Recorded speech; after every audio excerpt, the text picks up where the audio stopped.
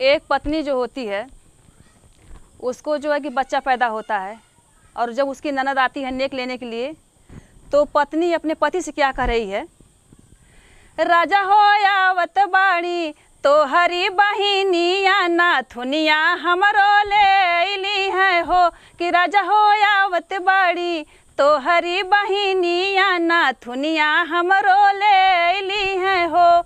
नाक कनथुनी पेटी में रखदा, नाक कनथुनी पेटी में रखदा, ऊँटा खूंटा नक में डलिला, ऊँटा खूंटा नक में डलिला हो। धनिया ई है देखी हो, रानी ई है देखी, बहिनी मोरी ला जाई है लावट के अपने घरे जाई है हो। धनिया ई है देखी हो, रानी ई है देखी, बहिनी मोरी ला जाई है लावट के अपने घरे जाई है हो। राजा हो आवती बाड़ी हो, राजा हो आवती बाड़ी तो हरी बहिनिया सिकड़िया हमरो ले ली है, सिकड़िया हमरो ले ली है हो। गले का सिकड़ी पेटी में रखदा, गले का सिकड़ी पेटी में रखदा, गगरी कभी मगा, गगरी कभी मगाले में लटकाइला, गगरी कभी मगाले में लटकाइला हो। धनिया ई है देखी हो, रानी ई है देखी, बहिनी मोरी ला जाई है लावट के अपने घरे जाई है हो।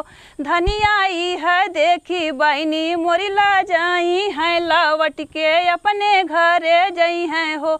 राजा हो आवत बाड़ी हो, सैया आवत बाड़ी तो हरी बहिनिया कर धनिया हमरो ले ली है हो।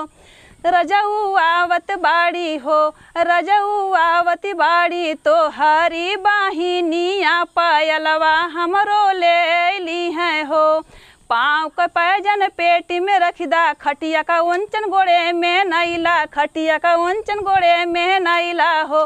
धनिया ई है देखी हो, रानी ई है देखी, बहिनी मोरी ला जाई है लावट के अपने घरे जाई है हो।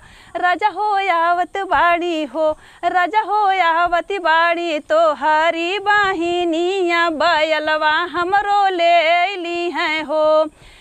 खूंटा का बैला सिवन में हकिदा, खूंटा का भैंस सिवन में हकिदा, दुई चार गधा दुआरे बंधिदा, दुई चार कुकुरा दुआरे बंधिदा हो।